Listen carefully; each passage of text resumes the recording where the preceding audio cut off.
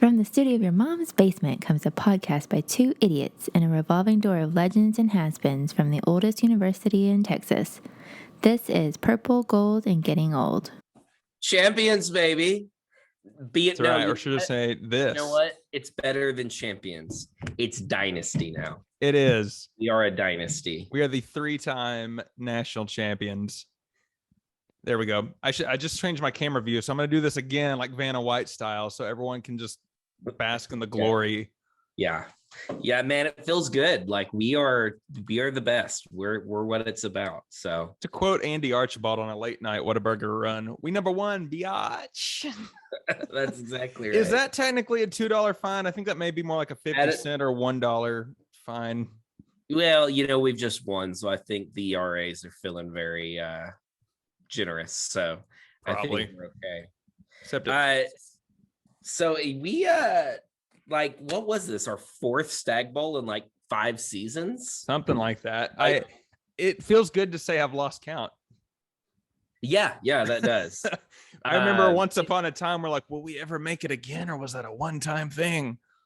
It felt odd without you. I'm not gonna lie. You needed to be there. It felt weird not being there. Yeah. Well, and there was a couple people there that I would have expected to see, but I didn't. I wasn't super happy with our turnout. I'm not gonna linger on this downer note, but the attendance was not great. No, I mean, granted, I'm getting a message saying your internet connection is unstable. You know what? North Central's feelings are unstable right now. That's what's unstable. I feel like Texas to Ohio is kind of tricky to do. You get a D3 crowd. Here's what I wish. I wish there was like a central location that they could just use for this stuff. Like college baseball and D1, they always go to Omaha. It's kind of like in the smack middle of the country. So for a smaller sport, they still have a big crowd. I feel like a big sport like football for a smaller division. To be honest, that's sort of what Salem was. Salem, Virginia is not so much in the middle of the country, but like it's probably closest to the most teams, if that makes sense, because it's so up in the Northeast, but it's still not all the way up there. At some point, you have to go with the reality of which teams are honestly going to be there. Like, let's just stick it in Missouri every year because we know that's halfway between. Well, I think that was probably the thinking when Canton, Ohio, which is 15 minutes from Mount Union's campus. It's amazing that they weren't there. And then they weren't there. We went to go see Spider-Man the afternoon before the game. And this guy starts walking out right at me, and he's got all this Mount Union gear on, and I have all this Mary Hardin-Baylor gear on. So I'm just looking at him, and I go, "Hey man, you got anything going on tonight? Anything fun?" No, no, I didn't say that, but I thought it. If it was a Wisconsin Whitewater fan, I'd have done it. Yeah, probably. They're not always as nice. No. Yeah, so no, it was a blast. It wasn't as fun without as big of a crowd. That brings the energy, because even I know in 16 in Salem, like that was a really great crowd. Oh yeah. But it's always gonna be tough. You're a small fan base already, and you can't really plan on this. Like you're given you can't, like 5 days notice. Prime example. I knew this year, I was like, I can make one trip happen this year, and it's one that in our household we've had to cancel this trip twice. We come out of 2020, I'm like, okay, next opportunity, it's happening. So when I got booked to play a show in Nashville, I was like, okay, if I'm going to go that far, might as well go do this North Carolina trip that keeps falling through. There you go. So I'm like, I'm going to put all my eggs in that basket. And so it was kind of bittersweet because we get into the playoffs, UMHB, and I'm like, I don't see us making it this year. So it's probably a good thing I went ahead and did my trip. And then, if you'd have told me even after the first 2 rounds of playoffs that it was going to end this way, I still wouldn't have believed it. No, it was wild. We really flipped a switch. Yeah. And what was interesting is on Twitter over the last couple of days, there's been an argument going on among a lot of our football alumni. Yeah. Someone brought up this question of, who was the best team?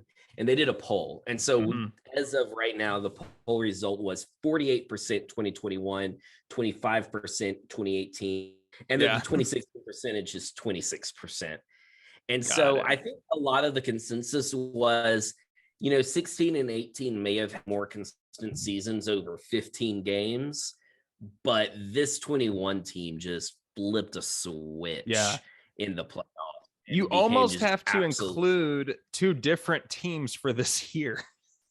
Yeah. Or And no, I'll tell another, three teams. Yeah, Whoever you're showed right. up in the first half of Harden Simmons, they're not even in this. Yeah. Another person brought up, and this was, I want to say it's Chris Brown, or cornerback who graduated just a year or two ago, I believe. He brought up, I think, the fact that the real difference was the offensive play calling, the playbook. That if you gave the 16 or 18 athletes the play calls of this team, that it would be a total different story. And dude, that I knew it was a different year when in Whitewater, and then in this game, the very first play we do is just deep ball down the sideline. That is unheard of. Yeah. It was wild. It was one of the coolest, most explosive games we've ever had. But it was also one of the weirdest games because our running was not working very well, but our throwing was just all over the place. Amazing. It didn't matter what we did. We were making big completions. So this is not your mommy and daddy's crew team. Well, although I guess your mom and dad didn't have a crew team, but that's right. My mom had a crew team. It's called baseball. Yeah, exactly. That's actually kind of a segue into my experience that night. Had family in town, so we're watching it. My grandmother, who was the permanent class of 1959 president from UMHB, and my mom. So we sort of had 3 generations of crew there. My sister was in town. She went to the other Baylor. My cousin was in town, so we're all in the house watching. Which, by the way, thank you for letting me hack your login, because mine was not working and I almost didn't get to watch Stagg Bowl. So we're sitting there watching on a computer, because after I got logged in, it wouldn't go to AirPlay, so we couldn't even watch on the screen. Oh, no. So we're gathered around my computer by the fireplace mantle, and that first half, it was anybody's game. And those ref calls, yeah, the refs screwed up some calls. I don't want to say they were horrible all around, because some of them, there were a couple of them that could have gone either way. And the week before, anytime that happened, we did get some good calls. We got some good calls at Whitewater, which never happens. UMHB gets the worst luck, especially in basketball for some reason, with D3 refs. And so I was shocked that we got those calls that went our way. It's not like the refs gave them to us. It could have gone either way, and it just went our favor. This one, there were some they just blatantly screwed up. I mean, watching on TV, it's I don't think we're watching the same game as these refs, but there were a few that were close, and I was just man, I don't know how this is going to go. And I didn't feel great at halftime. I felt really good in the third quarter, but I thought, okay, I had a decision to make. I'm in the fourth quarter. I thought, this would be really cool to go over to the stadium and watch, because they were doing a viewing. Oh, yeah. And I was like, but I don't want to jinx it. I also don't want to wait too long and not get there. So I just kind of blurted out, I was like, I'm thinking about going to the stadium. Who wants to go? And my mom kind of was like, oh, that'd be cool. My grandma, who's 80 something, she's like, why not? So she was all in. And so we got loaded up. We all went to the stadium, and we had a good crowd there. I think we had more people at Crusader Stadium than we did in Canton. Oh, I saw pictures. I believe it. Yeah, for sure.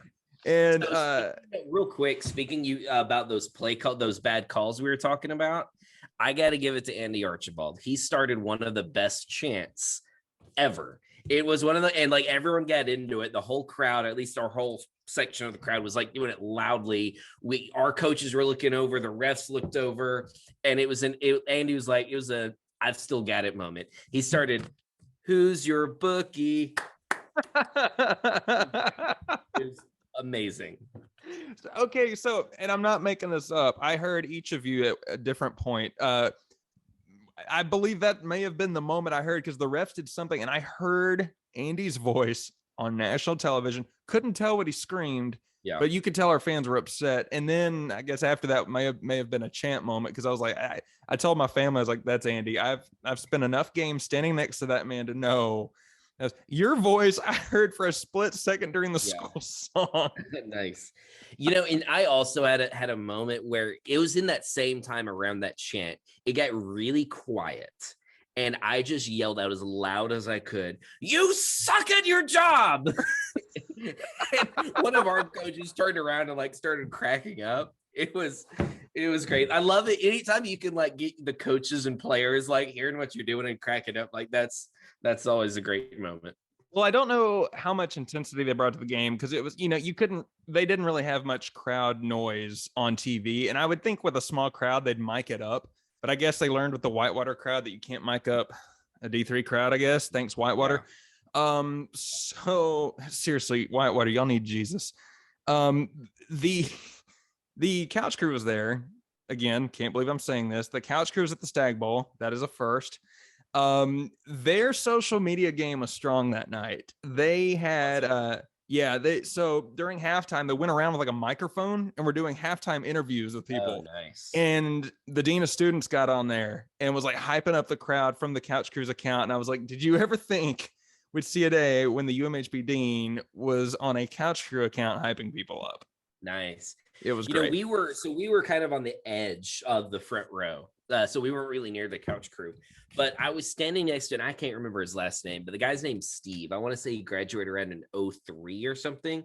He was one of the first captains before Couch Crew was even an official thing, like way back in the day when it was just taking couches out to soccer fields. Like it was a thing, but it wasn't organized. Yeah. And so I said, hey, the Couch Crew's back. And he was like thrilled by that. I said, no, but it's not official, like it used to be. And he goes, no, man, that's in the spirit of its history. That's how it was when I was there. So not to, I think we've gained some good favor in recent history. I'm about to kill it by saying, the turning point where it crumbled was when it became a sanctioned thing. So if they're doing good or doing well, just for sure keep doing their thing. Speaking of, you mentioned Spider-Man earlier. I feel like we're going to be talking to our variants later. We got the new Couch Crew will be joining us for a pod episode kicking off 2022, and I am excited for that. I'm really excited for that. They're doing cool things. It's good to see. They're bringing the energy, and that's they also had the biggest UMHB flag I've seen since maybe ever, actually. I was gonna say since the one where there's like the 4 flags all together, but no, it was bigger than that. Was that on TV? It looked like they had like a tarp. It looked like we thought it was a tarp that they put over it. It was like, it was crazy. Yeah. So we saw it. Yeah. So they're doing cool things. There were a lot of interesting signs that made it on TV. There were some signs that I wished hadn't made it on TV. I just would like the world to know that "Let's Go Brandon" is in reference to Brandon Jordan, not a political statement. And another flag that was kind of funny was a Division III Lives Matter flag. I don't know if that So that was kind of front and center on TV. Yeah, we were talking about, we said we think it's kind of funny, but we also would never want to be seen holding the flag either. Like the "We've Got Your Warrant" sign back in 2018. Oh, D'Angelo. Oh God. Oh man. Yeah. Let's just say I was hiding behind the sign. Yeah, this is not going to be my TV moment. Yeah. Well, speaking of, fans and fan bases, there's been a lot of fun conversations on Twitter. Now, I'll go on the record again, folks. If you know me at all, I just hate Twitter. The only thing worse than Twitter and YouTube comments is TikTok, and I'm not on there enough to even know what's going on. So I get on Twitter usually to promote my music career and just to kind of see maybe what's going on in certain other areas. And this week has been fun because people are triggered.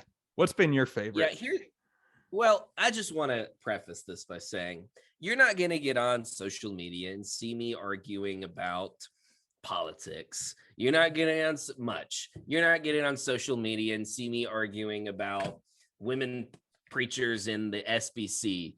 Although, shout out Beth Moore, you do your thing. But you will see me really making fun of some bad takes on Twitter in the football world. I get a little bit too snarky. It's okay. There's been a couple. This needs to be maybe a recurring segment called, like checking the receipts. Just go back and talk to people. Right after the playoffs first came out, the seeding came out and HSU didn't make it. There were some mad HSU, really mad. And I can see why. I can see why. No, I cannot. Like, Let's I see get why you. I get everything you've posted. they're trash You've got a valid point. and they write off for coattails. And You just froze, but that's okay, because all I was saying was I agree with your takes and I agree with it. Like, I feel like both sides have presented the evidence, and if I were the judge in the court case, I'd be like, you both got a point. like, I feel like this for any in a college season, but especially with HSU, if your biggest thing that you're trying to prop up as a part of your resume is a loss, like let's come on. Like, what's their best win? And they do, at the same time, they do have, who on our schedule could be presented as a best win? I mean, we are those, in their defense, there's only one team really that each of us get to really hammer it out against every year. And look at the first half of that game. I mean, I that's why I can see why they're mad, because who gave us a better game than them? Whitewater didn't, Central didn't. Well, one of their fans that I particularly got into it with tweeted out that UMHB will choke in the playoffs again this year. Don't be surprised if Trinity upsets them. So honestly, good call on the Trinity part. Yeah, I mean, it was close. That was a close game. But maybe don't choke when you have a 28-0 lead at halftime and you'd be in the playoffs. Yeah, well, yeah. See, that's my thing is this. Like, yes, I'm with you. I laugh. I enjoy laughing at them. I also, my hatred for the politics of who controls college football making bad decisions is a bigger hatred than for them. Wow. So when you see stuff like Mount Union getting to host, you see stuff like the Subaru, you see stuff like I lean towards, okay, who's mad at the NCAA? Okay, I like, for anyone that saw Tiger King season 2, it's when they're on the phone with him while he's in jail and he's like, I hate you, but we got to work together on this. Like, I hate you, but I hate this more. I would wrap it up by saying I would just like to see them on the other side, not having to come to Belton first round, do it right, put them on the other end and just kind of like experiment it out. Let them play Whitewater, because I don't want to. The other tweet that kind of got eviscerated, they get ratioed pretty bad on Twitter, was this guy who said, UMHB has no class, up 26 with less than a minute and goes for a pass play on 4th and 4. Not a good look. At Cruise Sports. That would be at Rob_. Oh, don't bleep that out. Bleep that out. We're not calling them out. Like I'm calling them out. Oh, hey, no. He made it public. He went there. Yeah, he did. He got eviscerated because, number one, that was our second string quarterback, Ryan Redding. Hey, shout out New Braunfels Unicorn alum. Yeah, you know what? That was the last play of his career, and he really helped us get there. And like, as one of the players pointed out, you know, the hilarious thing about that, it wasn't our coaches who called it. It was our grad assistant, because our offensive coordinator was already going down the elevator to meet the team.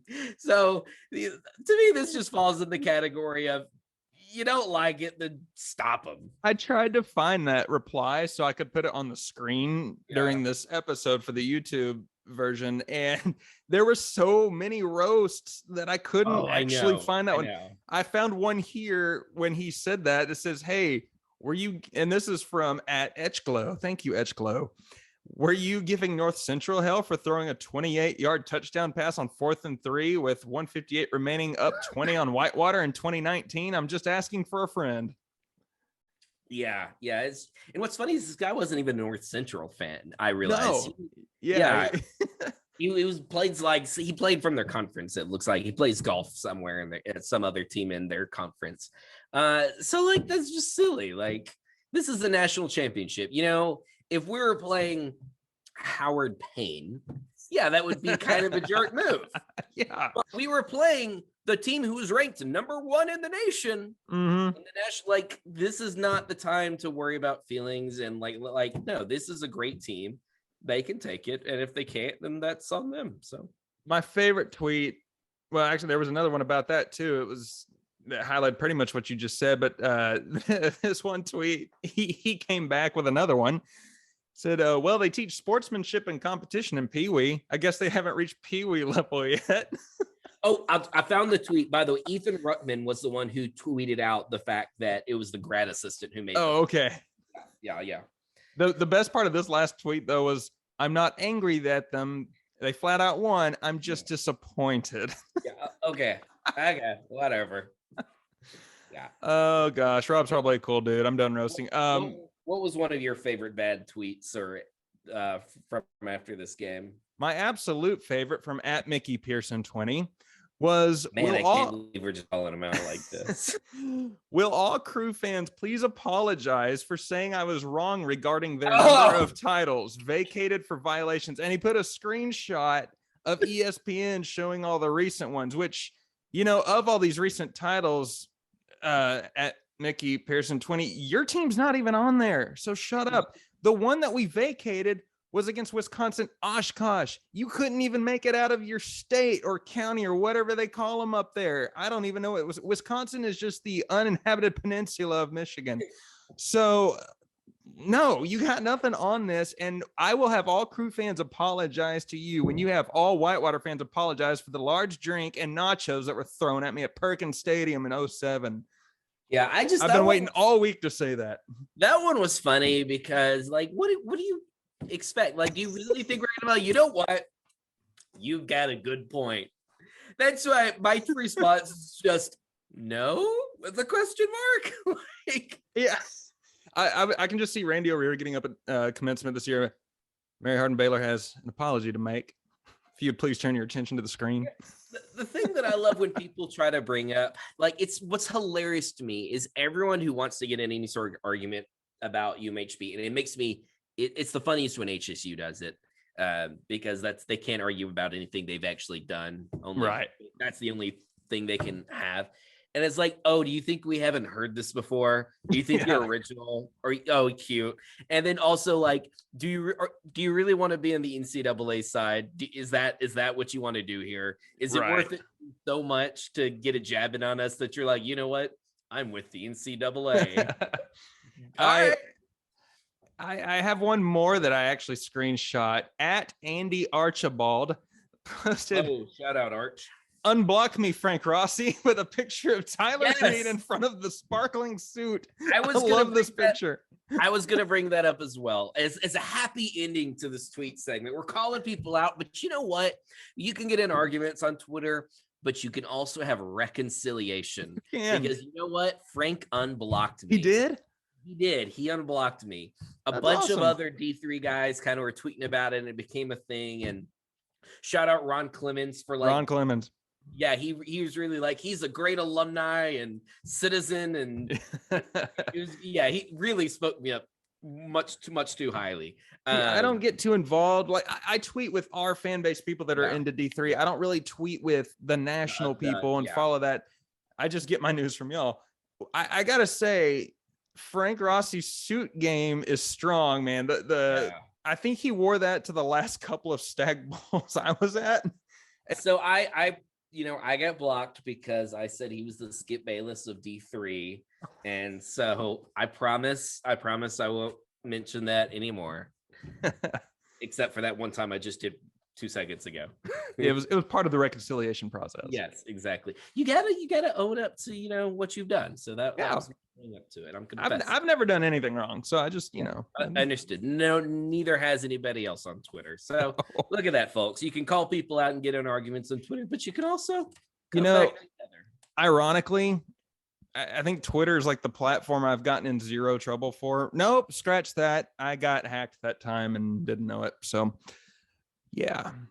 Twittergate 2020. I wanted to talk a little bit about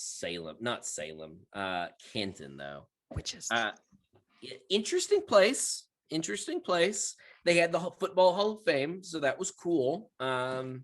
Big stadium, too big.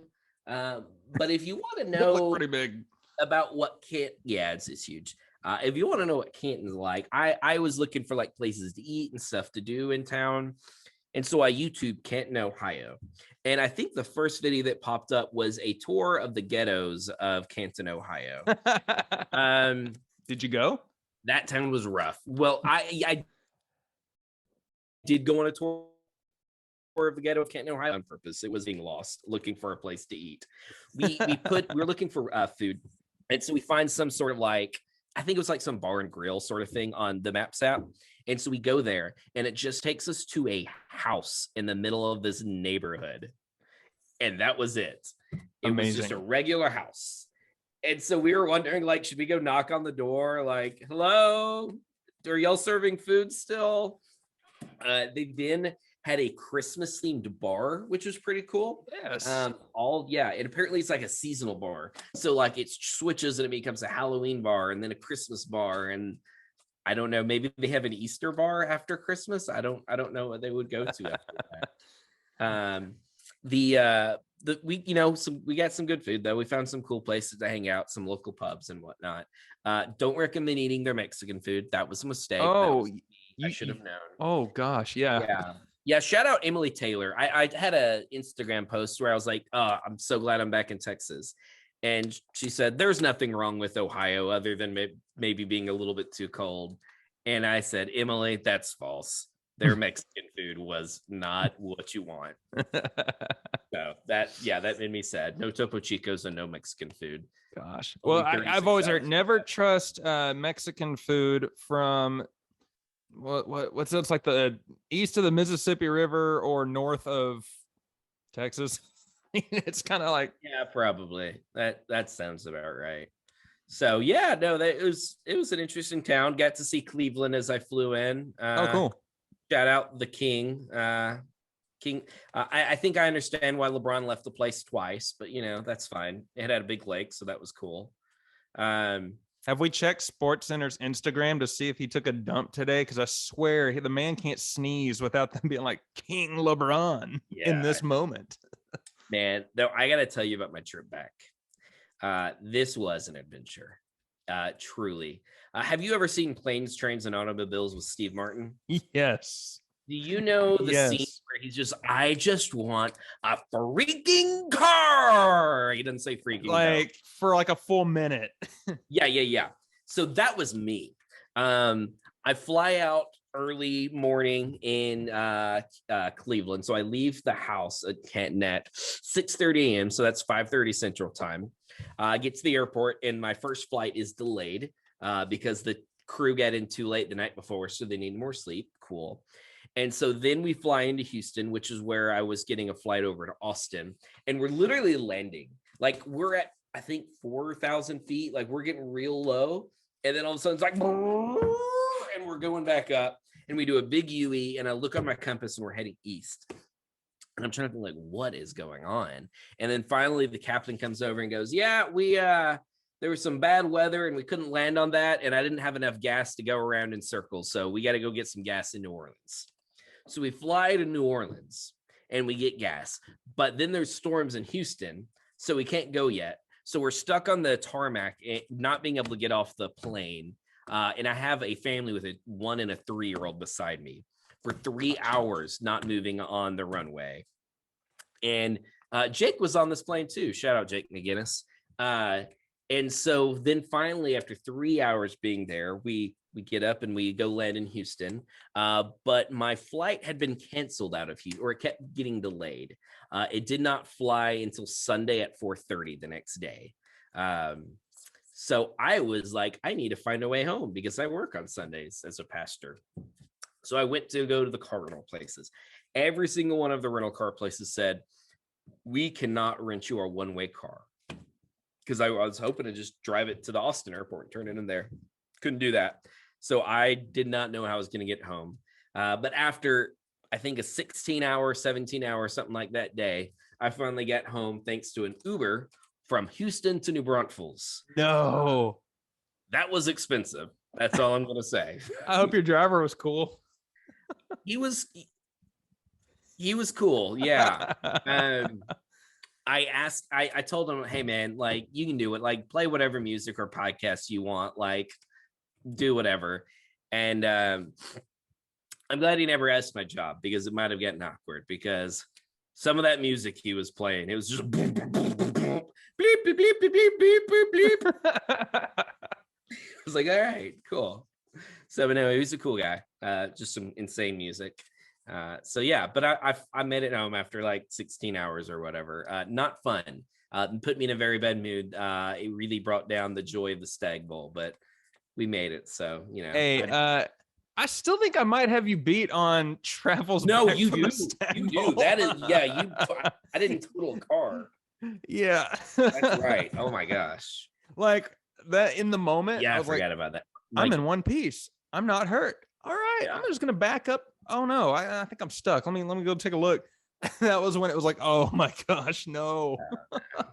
Yeah, I still can't believe you drove all the way to Virginia. Like, there is no part of me that would ever want to do that. I mean, it was cool. Like I had been wanting to get out of Houston and just take a little Yeah. road trip for a while. So it was kind of like to satisfy that urge and to just like when you spend part of your childhood in the actual like South, every now and then you want to go back and just visit. So I was like, all right, I'm gonna do this. So the trip there was actually great.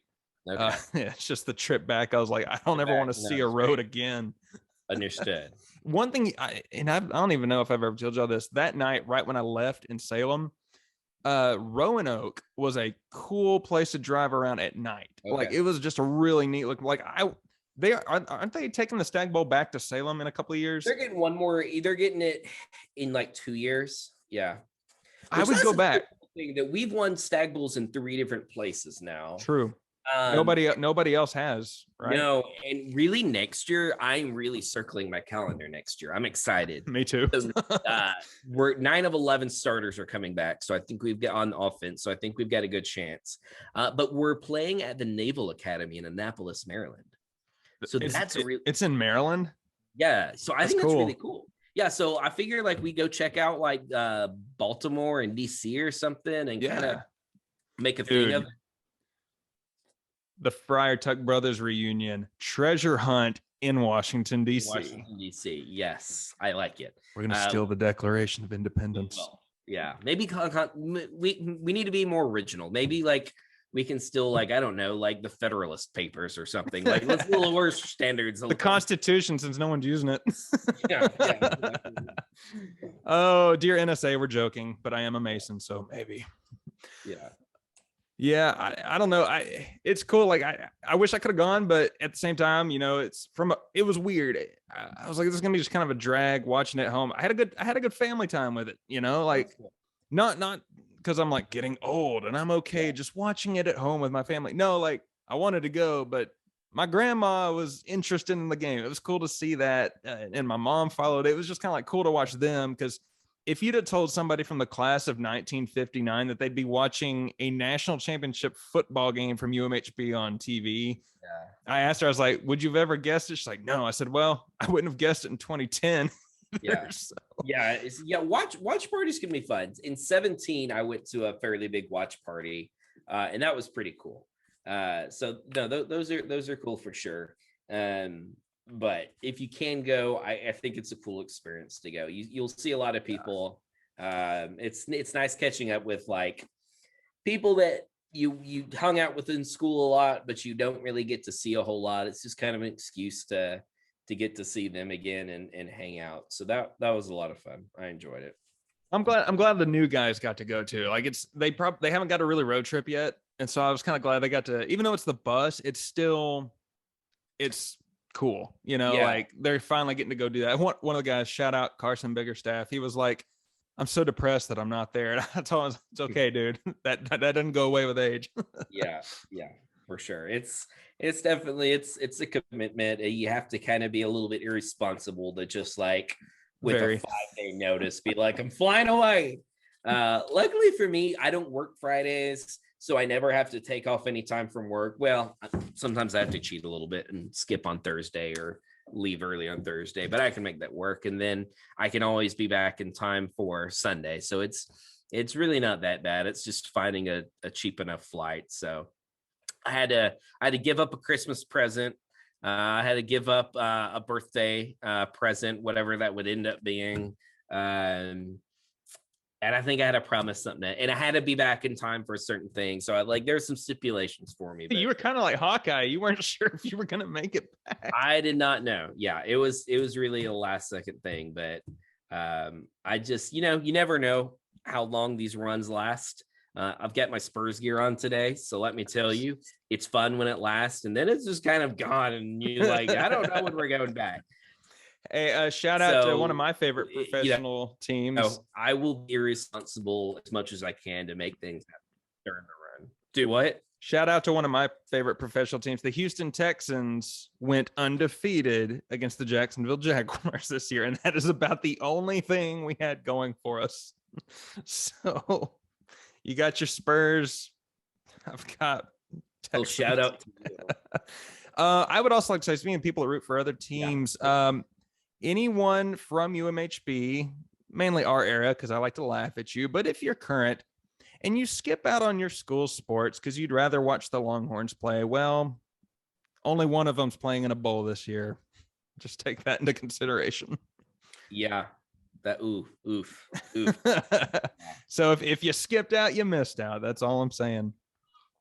Yeah, I feel like we see less of that now. Maybe not. I don't know. Well, I probably, because when the first time I lived in Belton, Texas, orange everywhere, a little bit of maroon, and that was it. Like, you didn't see anything else. You go to HEB now, it's like purple all over, a lot of maroon and a lot of green and gold in their section. And there was one like rack at the very back of orange. It was just like how the turntables. But yeah, I'm excited. A good job of supporting the team as a community. It's interesting.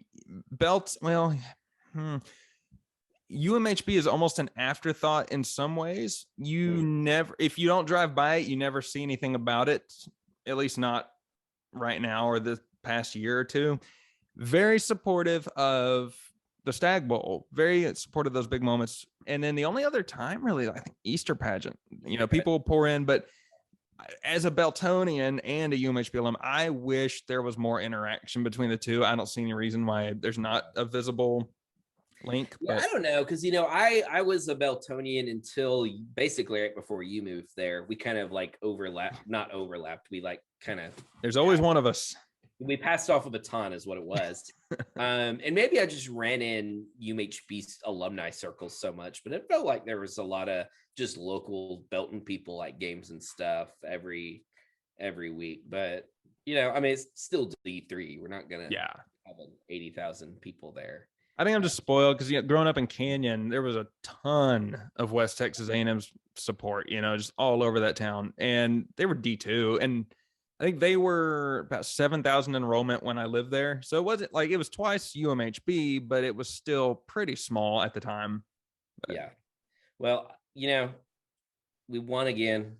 Let's keep it going, baby. Pete, let's start handing out those Subarus like you're Oprah, dude. Like whatever it takes. Let's NIL, keep baby. This thing going. Dude, yeah, I want to see us get some star that come in like that's getting recruited to some D1 school and then just see him plastered over like Miller's barbecue commercials. Like, write the check, Miller's. Write the check. Let's go. Dude, I would like that. But here's one other thing I want to pitch before we kind of finish this thing up is there was talk before the season over, private schools having to do the same NIL format as the public schools and what that would mean for Division III and, schools without scholarships. And the interesting conversation, it kind of fizzled out. It didn't really go anywhere, but I was really interested in was which schools would look into jumping a division who are only in D3 because they don't want to pay the scholarships. Yeah. And I'm like, dude, I feel like we'd be one of the top ones at that list because if we had to start dealing with the payment of players, I will die on this hill. We would be at least lower to mid-range FCS. Like, forget D2. If we went FCS, give it a couple of years of recruiting, keep Pete on as a recruiter when he retires. I don't know. Maybe I just worked for HBU too long, but there are plenty of games we would win. And I would say, and this will be an eye roller, take Hardin Simmons with us, because that way, if we're not battling it out for first, maybe we just make sure we're battling it out and keep them on the bottom. Just keep the rivalry going. Yeah, part of me would love to go up to D2 and just see what we could do, especially now that we've had a dynasty to just see what we could do. But then part of me would be sad because I love our rivalries. I love the D3 community. I love the I don't know. I'd have to make all new rivals, make all new friends. That's not fun. I would have to brace for something. If we go D2, we have to go to Canyon. Everyone I went to high school with. Yeah. So we'd have to take a little trip up to my stomping grounds if that happened. Yeah, that would not be fun. That would not be fun. Anytime Here- I've driven through Canyon, usually on the way to Colorado, I always sit and think, like, how did Garrett do this? Well, This I did is- leave, but here's the thing about Amarillo and Canyon is people drive through Canyon if they're trying to stay somewhere near Amarillo, and they only go through Amarillo going skiing, and they drive through some of the just not prettiest parts of the whole town. If you spend about 3 days there with somebody that knows how to show somebody the ropes. No, I wasn't trying to insult your town, Garrett. No. I was saying I didn't know how you drove from Belton to Canyon Oh yeah. on the semi-regular basis. Notice how many times I've done that in the last 3 years. Yeah. Now that my parents no longer live there, I can stop at Childress, see my relatives there, and I don't have to go any further. Gotcha. Yeah. Gotcha. Well, cool. Sounds like we've got some cool pods coming up with some couch. Yeah. Cooking. Couch Crew's going to be fun. We got my friend Allie, who is a follower of the pod, who is going to take us through her nightmare of a trip to Europe, which may or may not have involved being held hostage on an all-male Superman-themed cruise ship. So brace yourselves for that one. Purple Gold and Getting Old, the Taken edition. Pretty much in Europe. Yeah, it's going to be fun. 2022 is going to be fun. I have been asked by two of our close associates when a Friar Tuck episode will happen. It's coming. It'll happen. We got to get people ready for it. Yes, there will come a day. We want to build this thing up, and then you can't just go to your best material right away. Right. Gotta keep that some one. stuff in the back pocket. That episode might get a trailer for it. I mean, that one's going to be a big one. Yeah, exactly. So I think we've got some stuff in the tank, stuff we're thinking about. I'm excited. Y'all have a Merry Christmas and wonderful New Year, and enjoy that shiny championship that Santa brought us. Yeah, because we'll be able to say it's 2022 and HSU Still sucks.